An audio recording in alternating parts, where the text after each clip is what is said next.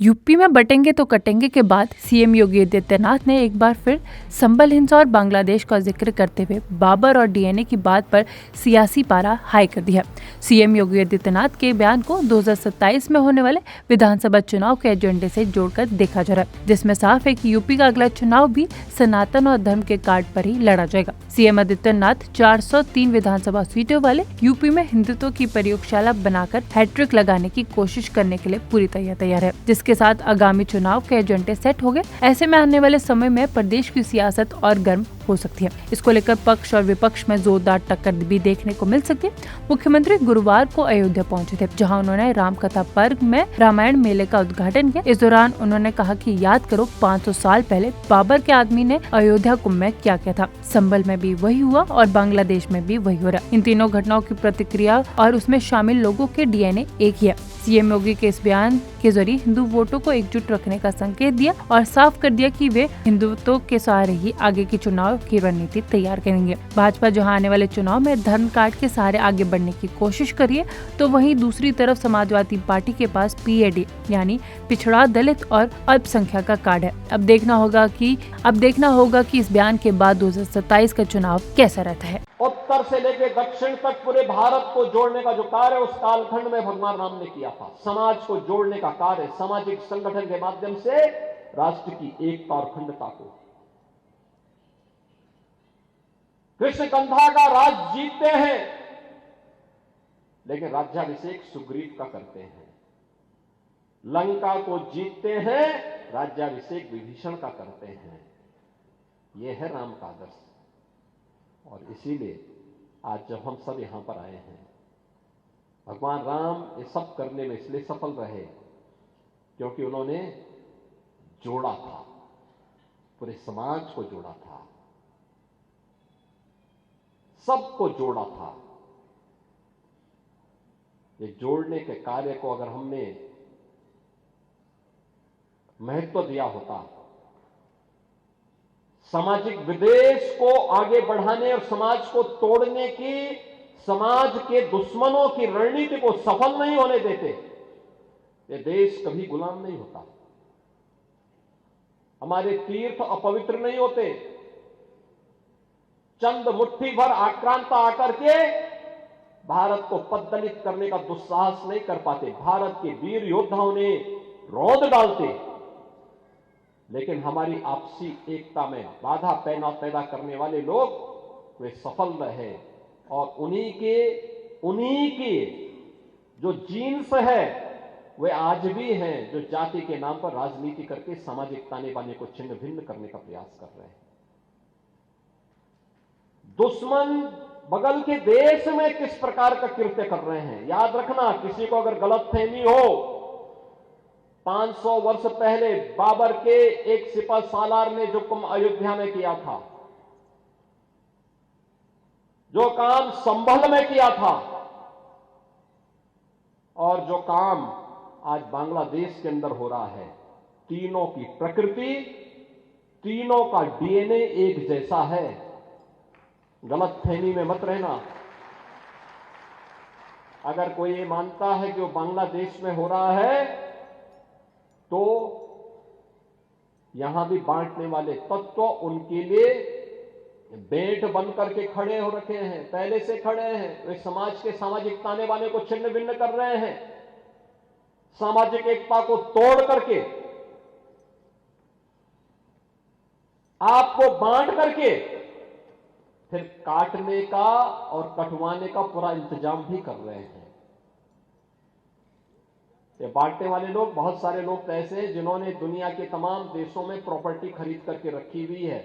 यहां संकट आएगा वहां भाग जाएंगे, मरने वाले मरते रहेंगे, यही करेंगे लोग। और इसीलिए आप सबसे मैं कहने के लिए आया हूं,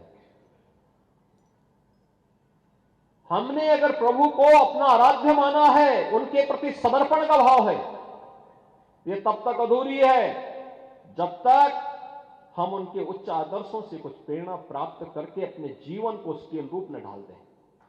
और उसके अनुरूप तैयार करना अपने आप को। यूपी में बटेंगे तो कटेंगे के बाद सीएम योगी आदित्यनाथ ने एक बार फिर संभल हिंसा और बांग्लादेश का जिक्र करते हुए बाबर और डीएनए की बात पर सियासी पारा हाई कर दिया।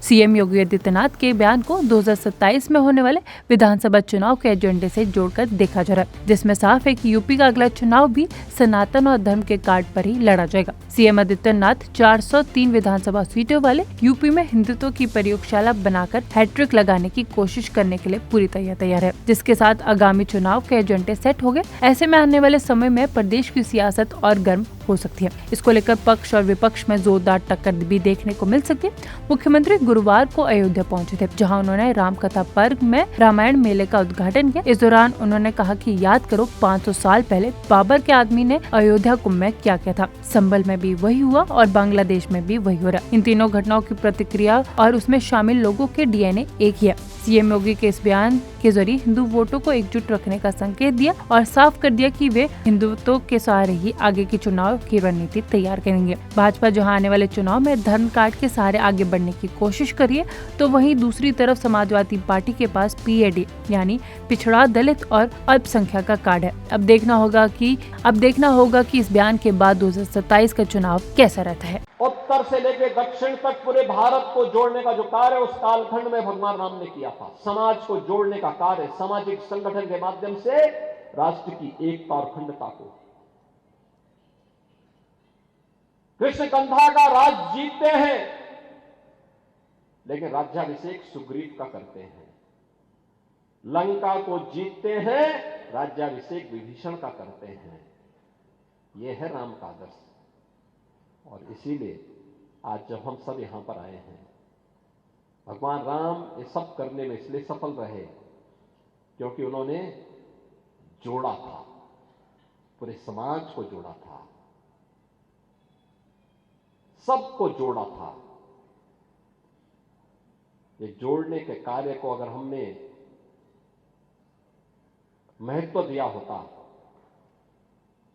सामाजिक विद्वेष को आगे बढ़ाने और समाज को तोड़ने की, समाज के दुश्मनों की रणनीति को सफल नहीं होने देते, ये देश कभी गुलाम नहीं होता।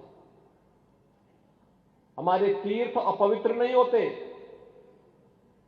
चंद मुट्ठी भर आक्रांता आकर के भारत को पद्दलित करने का दुस्साहस नहीं कर पाते। भारत के वीर योद्धाओं ने रौंद डालते, लेकिन हमारी आपसी एकता में बाधा पैदा करने वाले लोग वे सफल रहे। और उन्हीं के जो जीन्स है वे आज भी हैं, जो जाति के नाम पर राजनीति करके सामाजिक ताने बाने को छिन्न भिन्न करने का प्रयास कर रहे हैं। दुश्मन बगल के देश में किस प्रकार का कृत्य कर रहे हैं, याद रखना। किसी को अगर गलतफहमी हो, 500 वर्ष पहले बाबर के एक सिपह सालार ने जो कुंभ अयोध्या में किया था, जो काम संभल में किया था, और जो काम आज बांग्लादेश के अंदर हो रहा है, तीनों की प्रकृति, तीनों का डीएनए एक जैसा है। गलतफहमी में मत रहना। अगर कोई ये मानता है कि वो बांग्लादेश में हो रहा है, तो यहां भी बांटने वाले तत्व उनके लिए बेट बन करके खड़े हो रखे हैं, पहले से खड़े हैं। वे समाज के सामाजिक ताने बाने को छिन्न भिन्न कर रहे हैं, सामाजिक एकता को तोड़ करके, आपको बांट करके फिर काटने का और कटवाने का पूरा इंतजाम भी कर रहे हैं। ये बांटने वाले लोग, बहुत सारे लोग तो ऐसे हैं जिन्होंने दुनिया के तमाम देशों में प्रॉपर्टी खरीद करके रखी हुई है। यहां संकट आएगा वहां भाग जाएंगे, मरने वाले मरते रहेंगे, यही करेंगे लोग। और इसीलिए आप सबसे मैं कहने के लिए आया हूं, हमने अगर प्रभु को अपना आराध्य माना है, उनके प्रति समर्पण का भाव है, ये तब तक अधूरी है जब तक हम उनके उच्च आदर्शों से कुछ प्रेरणा प्राप्त करके अपने जीवन को उसके अनुरूप में ढाल दें और उसके अनुरूप तैयार करना अपने आप को। यूपी में बटेंगे तो कटेंगे के बाद सीएम योगी आदित्यनाथ ने एक बार फिर संभल हिंसा और बांग्लादेश का जिक्र करते हुए बाबर और डीएनए की बात पर सियासी पारा हाई कर दिया। सीएम योगी आदित्यनाथ के बयान को 2027 में होने वाले विधानसभा चुनाव के एजेंडे से जोड़कर देखा जा रहा है, जिसमें साफ है कि यूपी का अगला चुनाव भी सनातन और धर्म के कार्ड पर ही लड़ा जाएगा। सीएम आदित्यनाथ 403 विधानसभा सीटों वाले यूपी में हिंदुत्व की प्रयोगशाला बनाकर हैट्रिक लगाने की कोशिश करने के लिए पूरी तैयार है, जिसके साथ आगामी चुनाव के एजेंडे सेट हो गए। ऐसे में आने वाले समय में प्रदेश की सियासत और गर्म हो सकती है। इसको लेकर पक्ष और विपक्ष में जोरदार टक्कर भी देखने को मिल सकती है। मुख्यमंत्री गुरुवार को अयोध्या पहुंचे थे, जहां उन्होंने रामकथा पर्व में रामायण मेले का उद्घाटन किया। इस दौरान उन्होंने कहा कि याद करो 500 साल पहले बाबर के आदमी ने अयोध्या कुंभ में क्या किया था। संभल में भी वही हुआ और बांग्लादेश में भी वही हो रहा है। इन तीनों घटनाओं की प्रतिक्रिया और उसमें शामिल लोगों के डीएनए एक ही है। सीएम योगी के इस बयान के जरिए हिंदू वोटों को एकजुट रखने का संकेत दिया और साफ कर दिया कि वे हिंदुत्व के सहारे ही आगे की चुनाव की रणनीति तैयार करेंगे। भाजपा जहां आने वाले चुनाव में धर्म कार्ड के सहारे आगे बढ़ने की कोशिश करिए, तो वहीं दूसरी तरफ समाजवादी पार्टी के पास पीएडी यानी पिछड़ा, दलित और अल्पसंख्यक का कार्ड है। अब देखना होगा कि इस बयान के बाद 2027 का चुनाव कैसा रहता है। उत्तर से लेकर दक्षिण तक पूरे भारत को जोड़ने का जो कार्य उस कालखंड में भगवान राम ने किया था। समाज को जोड़ने का कार्य, सामाजिक संगठन के माध्यम से राष्ट्र की एकता और अखंडता को। कृष्णकंधा का राज जीतते हैं, लेकिन राज्याभिषेक सुग्रीव का करते हैं। लंका को जीतते हैं, राज्याभिषेक विभीषण का करते हैं। यह है राम का आदर्श।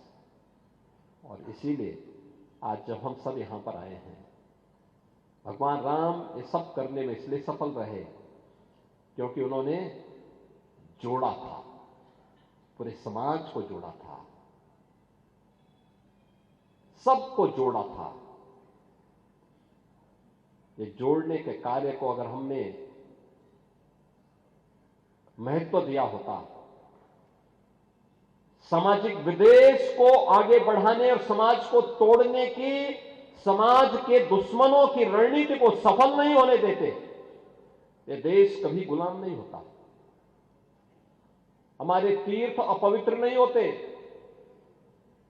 चंद मुट्ठी भर आक्रांत आकर के भारत को पद्दलित करने का दुस्साहस नहीं कर पाते। भारत के वीर योद्धाओं ने रौंद डालते, लेकिन हमारी आपसी एकता में बाधा पैदा करने वाले लोग वे सफल रहे।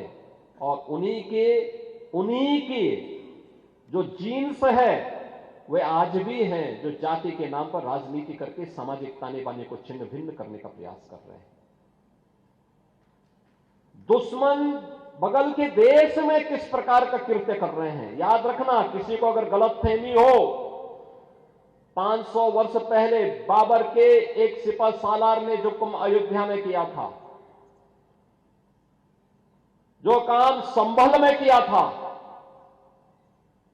और जो काम आज बांग्लादेश के अंदर हो रहा है, तीनों की प्रकृति, तीनों का डीएनए एक जैसा है। गलतफहमी में मत रहना। अगर कोई ये मानता है कि वो बांग्लादेश में हो रहा है, तो यहां भी बांटने वाले तत्व उनके लिए बेट बन करके खड़े हो रखे हैं, पहले से खड़े हैं। वे समाज के सामाजिक ताने बाने को छिन्न भिन्न कर रहे हैं, सामाजिक एकता को तोड़ करके, आपको बांट करके फिर काटने का और कटवाने का पूरा इंतजाम भी कर रहे हैं। ये बांटने वाले लोग, बहुत सारे लोग तो ऐसे हैं जिन्होंने दुनिया के तमाम देशों में प्रॉपर्टी खरीद करके रखी हुई है। यहां संकट आएगा वहां भाग जाएंगे, मरने वाले मरते रहेंगे, यही करेंगे लोग। और इसीलिए आप सबसे मैं कहने के लिए आया हूं,